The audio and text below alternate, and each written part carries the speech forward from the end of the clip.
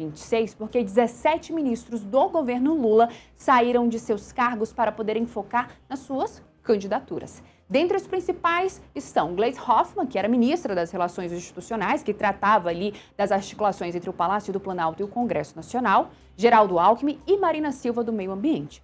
Nós estamos agora com o cientista político Magno Cal para poder analisar conosco o que as saídas dos ministros representam para a estratégia de Lula para sua candidatura em 2026. Magno, muito bom dia, é um prazer falar com você novamente, boa semana.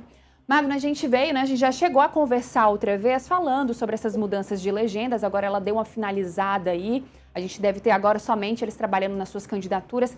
Dentro ali do governo Lula, como nós trouxemos agora, 17 ministros deixaram os seus cargos para poderem tentar aí disputar um cargo, né? Mas existem casos ainda que não ficou definido se de fato vai disputar a eleição, se não vai, se vai trabalhar como cabo eleitoral do presidente Lula. O que essas mudanças podem significar para a reeleição do presidente Lula, tendo em vista aí esses últimos levantamentos que a gente pôde acompanhar em pesquisas, mostrando ali até um certo empate técnico com o pré-candidato Flávio Bolsonaro. Bom dia, Marília. Sempre bom falar com você. Uma boa semana. Acho que você tocou no ponto principal dessas mudanças todas. Nós tivemos quase metade do ministério do presidente Lula sendo trocado nessas últimas semanas, visando as eleições de outubro, mas principalmente o prazo de desincompatibilização que foi agora no último sábado. Nós tivemos 17 ministros saindo do governo e um ministro trocando de pasta, né? André de Paula trocou do Ministério da Pesca para o Ministério da Agricultura. E o ponto principal que você levantou é a atuação desses ex-ministros como cabos eleitorais do presidente Lula. Muitos deles, neste momento, ainda não têm nem a definição de a que cargo acabarão por concorrer nas eleições. Isso ainda depende de algumas negociações nos seus estados, ainda depende da acomodação dos políticos nas chapas, mas o que se sabe é que eles serão instrumentos importantes para a divulgação dos feitos do último governo do presidente Lula nos seus estados. Esses ministros que ocuparam durante esse tempo cargos importantes de primeiro escalão no governo do presidente, neste momento estão livres para retornar aos seus estados e não apenas conduzir atividades políticas, em muitos casos liderar a articulação da montagem dos palanques para o presidente Lula nesses estados, mas eles serão também porta-vozes dessa gestão, serão cabos eleitorais importantes, serão instrumentos que o presidente Lula, nesse momento, precisa em cada um dos estados onde esses ministros sejam lideranças políticas. Como você bem mencionou, hoje a gente tem nas pesquisas uma situação de empate técnico entre Lula e o principal nome da oposição, que é Flávio Bolsonaro. Então, esses ocupantes de peso, ex-ocupantes de peso do Ministério do Presidente, certamente serão personagens importantes nos seus estados para fazer com que a candidatura à reeleição do presidente Lula ganhe tração. Magno, agora há pouco a Nicole Diniz trouxe para a gente a informação sobre puxador de voto no estado de São Paulo. Agora que o PL, né, o Partido Liberal, perdeu Eduardo Bolsonaro e Carla Zambelli, que eles eram fortes puxadores de votos lá no estado, eles apostam no nome de Lucas Pavanato para poder fazer isso e levar mais pessoas para dentro da Câmara dos Deputados. Como você enxerga toda essa estratégia que eles estão fazendo e se de fato isso pode resultar no que eles estão planejando?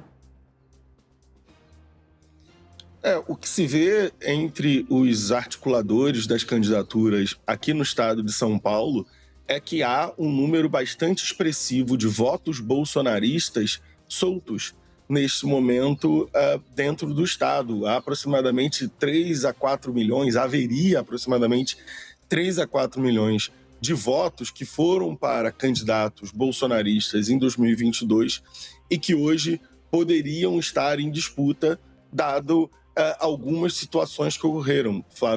Eduardo Bolsonaro e Zambelli, como você mencionou, mas também, por exemplo, nós temos casos de migração de partido, pessoas que saíram do PL e foram para outros partidos, você tem pessoas que desistiram da política. Há uma situação de um volume muito grande de votos que foram para o PL na outra eleição e que hoje não necessariamente iriam para o PL, o que levou o partido no estado, em São Paulo, a buscar novos nomes. O Pavanato é um deles, mas o que se sabe é o PL tentando se reposicionar para manter o seu status como o maior partido da Câmara. O maior partido da Câmara já no final das eleições de 2022 foi o PL. O PL foi o maior partido durante toda essa legislatura e agora no final, nessa última janela partidária, o PL conseguiu atrair muitos outros deputados que já se encontravam dentro do setor ideológico da direita. Não tivemos casos de ex-petistas ou ex-lulistas migrando para o PL, mas o PL se tornou um hub para candidatos que já eram do centro-direita, da direita, porque tem esse poder de atração, não só por ser o partido da principal candidatura de oposição, tem um fundo partidário bastante expressivo, fez um partido chegar a mais de 100 deputados pela primeira vez desde 1998. Então, o PL tem um grande número de vitórias que ele deseja preservar nessas eleições. É um partido que está muito grande, muito bem estabilizado, tem muitos recursos e tem a principal candidatura de oposição. Então, no maior colégio eleitoral do país, que é em São Paulo, é muito importante que o PL apresente boas candidaturas a deputado, que possa manter esse cartel de votos que conseguiu desde 2018, 2022, mas que também coloque, por exemplo, candidatos ligados à direita que sejam competitivos e que possam trazer, por exemplo, na campanha de senador, que possam fazer boas chapas. Ainda não está muito claro qual será, mas tem uma possibilidade de ter uma candidatura ao Senado muito forte, 2 candidaturas ao Senado muito forte, porque a direita em São Paulo deseja fazer as 2 vagas para o Senado nessa eleição. Magno, a gente está falando de eleição, né? Mas toda essa articulação que envolve o Partido Liberal, ela reflete ali nos trabalhos do dia a dia dentro do Congresso Nacional.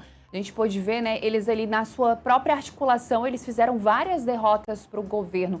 Como você pode ver, né, o governo hoje, né, como está? Como ele pode se articular para poder tentar fazer aí uma certa derrubada dessa articulação do PL em ter mais parlamentares? Mesmo tendo mais parlamentares, existe ali a possibilidade do governo ter pautas dentro do Congresso Nacional que possam vir a ser vencidas por eles? Porque eu lembro que na CPMI do INSS o governo estava ali com relatoria, estava tudo funcionando ali a favor do governo. No dia da votação, o governo acabou comendo mosca, mesmo tendo maioria dentro da CPMI do INSS, acabou perdendo ali relatoria, a vice e também a presidência da comissão, que acabou resultando ali em diversas derrotas para o governo dentro da CPMI.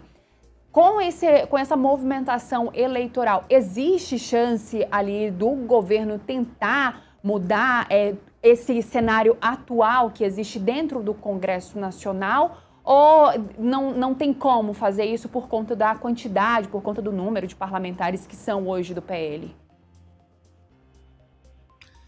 Marília, eu acho que o aumento de deputados do PL, essa migração para o PL, mostra que o governo sempre teve um cenário muito desfavorável na Câmara dos Deputados.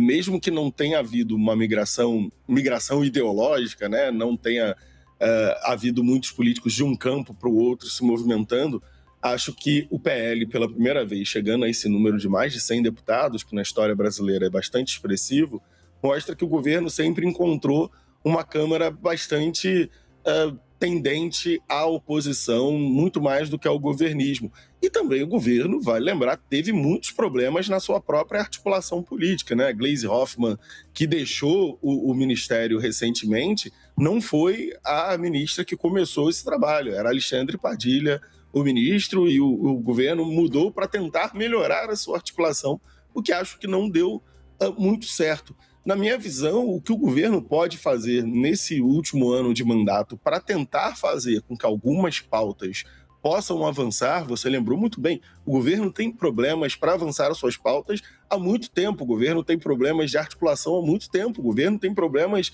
políticos no Congresso Nacional, até em CPMIs, que tendem a ser territórios em que a maioria consegue, quase sempre, conter o avanço da oposição. Mesmo que a oposição consiga abrir as comissões parlamentares, o governo sempre consegue ali ter uma certa margem de manobra para controlar um pouco, pelo menos, na presidência ou na relatoria, os trabalhos da CPMI. E em comissões importantes nesse ano, como a do INSS, o governo marcou bobeira. E o governo vem marcando bobeira em alguns outros temas também.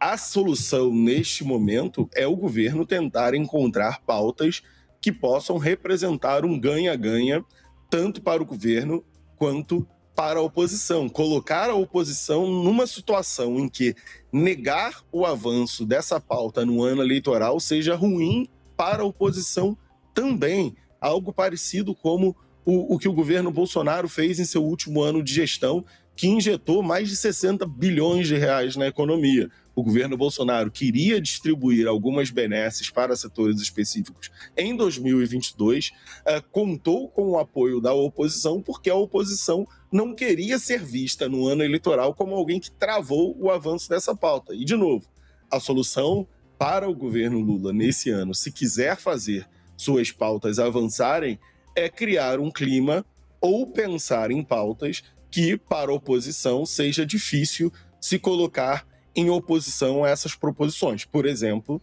a modificação na escala 6x1. A gente sabe que é um tema muito polêmico, é um tema que, de fato, foi muito pouco trabalhado, há muito pouca informação sobre essa pauta, há muita discussão, mas informação há muito pouca. O governo elegeu a pauta como o seu principal item para o ano de 2026 e pode ser um desses exemplos em que a oposição fique constrangida de ser contra essa mudança no ano eleitoral e acabe por apoiar a demanda do governo. Fora isso, é muito difícil, principalmente se não há perspectiva de uma vitória fácil do presidente Lula, que deputados que passaram 4 anos fazendo oposição irão ser seduzidos pelo governo dessa vez. Magno, a gente volta a falar já de eleições, mas eu vou aproveitar